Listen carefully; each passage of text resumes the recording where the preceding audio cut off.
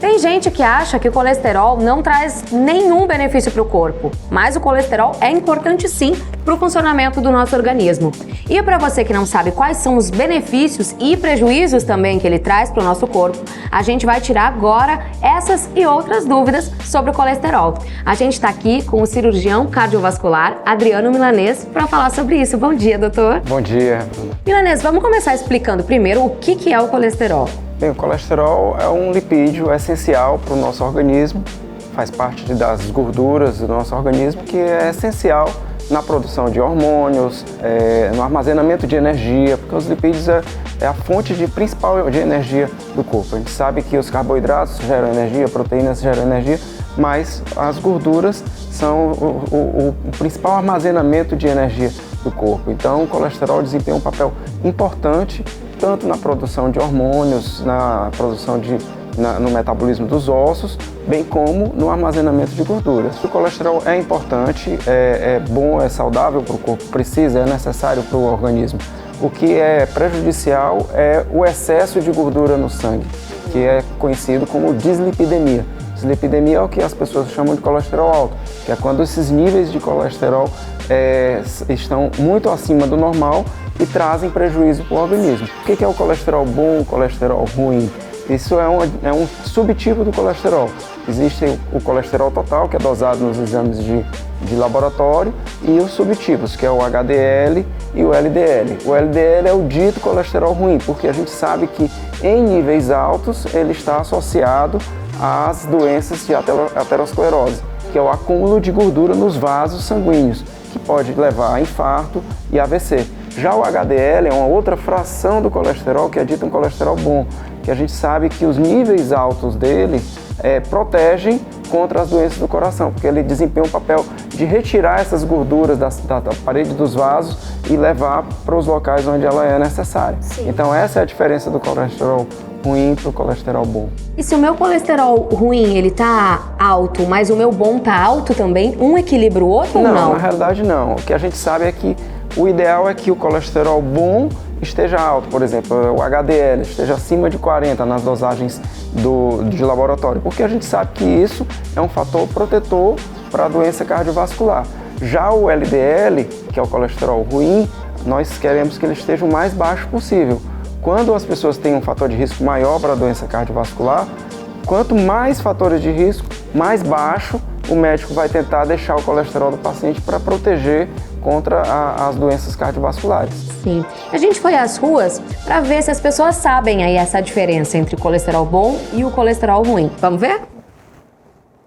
O senhor sabe a diferença do colesterol bom para o ruim? Não sei a diferença do colesterol bom para o ruim. Sim, sei. O ruim, vamos dizer assim, que é o pior, né? Logo, ele bloqueia os vasos sanguíneos, tá? Então a gente tem que cuidar dele para que isso aí não aumente e você possa ter uma trombose, até mesmo um AVC. Não sei, não conheço. E você sabe dos riscos do colesterol ruim para a saúde? Não conheço os riscos. Não tenho conhecimento. Quais são os cuidados que o senhor tem para manter as taxas em dia, o próprio colesterol bom também em dia? É procurar alimentação mais saudável, sem exagerar, coisas mais naturais. Alimentação é uma das que eu faço sempre, né? E exercício físico também. São as principais, né? Anualmente você tem que fazer uma consulta médica para fazer todos os teus exames, tá? Andar é importante, é isso que eu estou fazendo aqui agora. Fazer agora, por causa da minha idade, também faço um pilates.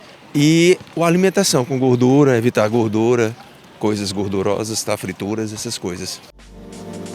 Olha aí, o pessoal até que tá consciente, né, doutor? Cada vez mais bem informado, né? Que bom. Vamos falar um pouquinho dos fatores que elevam aí o risco do colesterol ruim. Quero que você comente aí cada um deles e explique pra gente. O colesterol alto, a dislipidemia, né? A gente pode começar com o histórico familiar. Pode dividir em dois grandes grupos, a dislipidemia primária, que seria a que tem uma causa específica, no caso, o histórico familiar, por exemplo, uma alteração genética que altera o metabolismo das gorduras. Então, isso aí é uma causa específica de um colesterol mais alto, de uma doença com acúmulo de gorduras no coração. Já as causas secundárias são outras doenças que vão levar ao aumento de gordura como uma consequência, seria a dislipidemia secundária. Por exemplo, uma má alimentação, uma obesidade, que a obesidade traz um aumento de gordura total no organismo, então, consequentemente, um acúmulo de gordura no sangue também, sedentarismo, tabagismo, né? Diabetes, por exemplo, não está aqui no vídeo wall, mas diabetes também, outros distúrbios como distúrbios da tireoide, hipotireoidismo também são alterações hormonais que podem também aumentar os níveis de colesterol no sangue. Vamos falar um pouquinho dos problemas graves que o colesterol pode trazer para a nossa saúde. Você já tinha falado um pouquinho da aterosclerose, né? Explica mais pra gente, doutor. Exatamente. O acúmulo de gordura no sangue, o aumento dos níveis de gordura, carreando nos vasos, a tendência é ele acumular nas paredes do vaso. Então, esse acúmulo de gordura nas paredes do vaso vai levar a um entupimento do vaso. E esse entupimento pode causar diversos problemas, né? A dificuldade do sangue chegar nos principais órgãos. No caso do coração, o entupimento das artérias coronárias pode causar um infarto.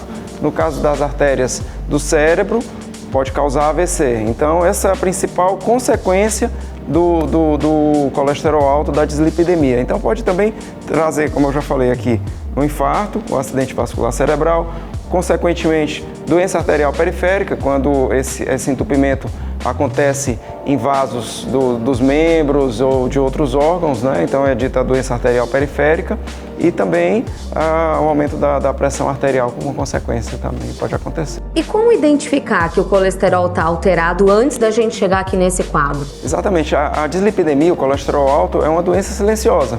Pode ter alguns sintomas, um formigamento, uma tontura, mas muitas vezes não tem sintoma algum. Às vezes o primeiro sintoma vai ser de uma doença cardiovascular, por exemplo, de um AVC. Esse poderia ser o primeiro sinal.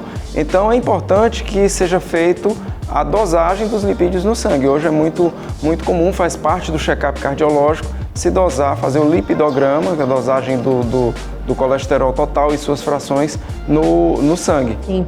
Doutora, para a gente encerrar, faz um resuminho aí do que a gente precisa fazer para manter aí o nosso colesterol equilibrado. É importante a dieta, eliminar os outros fatores de risco, como sedentarismo. Então, a prática de atividade física é importante, bons hábitos, diminuir a ingesta de álcool também, que a gente sabe que o álcool é metabolizado pelo fígado, então o álcool também pode causar aumento de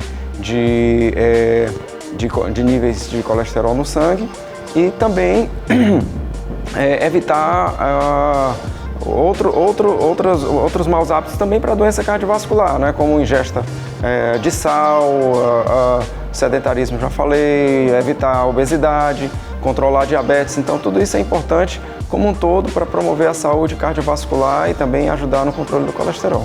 Isso aí, muito obrigada, viu, doutor? E olha, você falou aí em alimentação e é justamente sobre isso que a gente vai continuar falando de colesterol. Eu vou falar agora com o Charles Feijó e a gente vai falar da relação da alimentação com o problema do colesterol alto. Vamos lá. Oi, Charles, bom dia. Bom dia. A gente tem aqui alguns alimentos que são bons para manter o nosso nível do colesterol, Já né? estava dando uma olhada aqui, são bons para manter o colesterol e para uma vida mais saudável também, né? Então explica um pouquinho aí, a gente pode dividir alguns em grupos e aí fala pra gente qual que é a função de cada um deles. Podemos, a gente está vendo ali o ômega 3, estamos vendo aqui os peixes, a chia, que são ótimas fontes de ômega 3 e vão nos ajudar muito nesse controle de colesterol bom e colesterol ruim. Eles diminuem o colesterol ruim e aumentam o colesterol bom, dificultando mais ainda a criação de placas, né, de gordura dentro dos nossos vasos, que é isso que a gente quer. Então, quando a gente faz uma variação boa desses alimentos dentro da nossa rotina alimentar, com certeza a gente vai ter um colesterol equilibrado e uma vida muito mais saudável. Legal. O que mais que a gente tem aqui pra você? Olha, a gente tem as castanhas, né, aqui castanha de caju. Elas têm uma ótima fonte de gordura, isso vai ajudar muito no nosso dia a dia e no nosso controle de colesterol, que a gente considera gorduras boas, né? E ela também é bem interessante pra gente introduzir na nossa dieta. A gente só tem que ter cuidado porque gordura é um pouco mais calórico. Então, quando a gente está fazendo um processo de emagrecimento, a gente tem que ter um pouquinho de cuidado na quantidade desse alimento. Não abusar, não comer que nem pipoca. Não abusar. A gente também tem que a semente de abóbora, que eu acho fantástica. Esse alimento ele é rico em magnésio, um mineral difícil da gente ter na alimentação comum. Então, ele é bem rico em magnésio, também vai ajudar muito no funcionamento do corpo. Isso é bem interessante. Deixa eu ver mais. O azeite, o chocolate amargo, chocolate que todo mundo gosta, ele é rico em flavonoides. Quanto mais teor de cacau, mais rico nesse antioxidante, que também vai ajudar no controle de colesterol. E a gema do ovo que eu tô olhando ali, que ela já foi vilã durante muito tempo. Era sinônimo, né? Não, tem colesterol alto, não pode comer gema. Na verdade, na gema do ovo possui colesterol, mas não tem a ver com os níveis de colesterol no nosso sangue. É um alimento extremamente nutritivo, é rico em proteínas e também em colina, que ajuda muito na nossa cognição. Então é sim possível comer gema de ovo com tranquilidade, sem estar preocupado com o aumento do colesterol. Agora, claro, tudo com cuidado, com a quantidade certa. Sim, aí falando ainda em gordura boa, abacate é conhecido por isso, né? O abacate é muito bom, uma gordura bastante interessante para a gente introduzir no nosso dia a dia. Também controla bem, tem gordura monoinsaturada, junto com azeite também, que é uma gordura boa. Aqui todos esses alimentos, eles fazem parte de uma dieta que a gente chama de dieta mediterrânea, que todo mundo que promove essa dieta, que faz essa dieta, tem baixos riscos de índice de doenças coronarianas e do coração. Então são alimentos que já são comprovados, tanto cientificamente como na prática, que controla o colesterol e diminui doenças do coração. Charles, agora a gente vai conhecer a história da Brena e entender aí a relação dela com o colesterol. Olha só. Eu não comia com controle, era alimentação à base de açúcar, era salgadinhos, refrigerante. Não fazia exercício físico, né, na época. E aí na adolescência eu sofri muito com a questão do sobrepeso, né?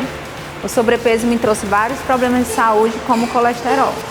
E eu comecei a sentir indisposição, a questão da insônia. Isso foi uma coisa que estava acontecendo constantemente. E aí eu fui fazer aqueles exames de rotina e foi aí que eu descobri que as minhas taxas estavam elevadas. Fiquei até um pouco surpresa, né, pela minha idade. Eu pensei que eu não ia adquirir isso, né, adolescente, mas o médico explicou que isso era muito comum, principalmente os adolescentes, pelos hábitos que têm de consumir refrigerantes, salgadinhos, essas coisas. E aí foi um alerta para mim, né, como exatamente pela minha idade, então agora eu vou começar a cuidar desde cedo para no futuro isso ser controlado e eu ter a minha saúde garantida. Foi quando eu resolvi buscar um acompanhamento, mudar o meu estilo de vida, né, com exercícios, alimentação. E aí foi uma reviravolta, né? Tive que começar tudo do zero, porque deixar aquele hábitos antigos para lá e recomeçar. E aí eu comecei a utilizar mais vegetais, frutas, água, evitar mais, porque eu não era de beber muita água, né? E nem era de consumir essas coisas, porque eu só consumia alimentos ruins. E aí, ao longo do tempo, isso foi virando um hábito. Com o passar do tempo também fui perdendo peso, né? Consequentemente, quando a gente vai melhorando nosso estilo de vida, outras coisas também vão melhorando.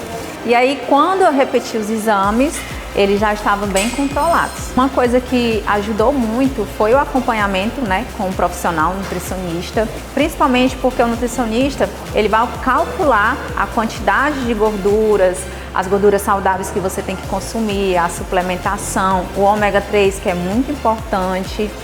E foi uma coisa que foi muito importante para exatamente manter esse controle, porque tudo que é consumido em excesso pode gerar exatamente o colesterol.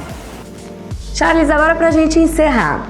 As pessoas têm muita dificuldade de mudar, né, os hábitos de vida. Queria que você deixasse aí algumas dicas para quem quer fazer aí uma reeducação alimentar, não só pensando no colesterol, mas na saúde como um todo. Olha, além da alimentação que a gente falou aqui, a atividade física ela é muito importante. Então a gente introduzir a atividade física é muito bom. Dentro dessa atividade física eu sempre peço, façam musculação também. Essa musculação vai ajudar no processo. E comecem com rituais simples, baratos que dá para acontecer no nosso dia a dia. Por exemplo, todos os dias ao acordar, tomar uma água com limão, aumentar o consumo de chás ao longo do dia. Isso vai aumentar a quantidade de fitoquímicos, a quantidade de nutrientes dentro do nosso dia a dia. Isso vai controlar nosso colesterol, ajudar e também o nosso estilo de vida, a nossa qualidade de vida. Muito obrigada, viu?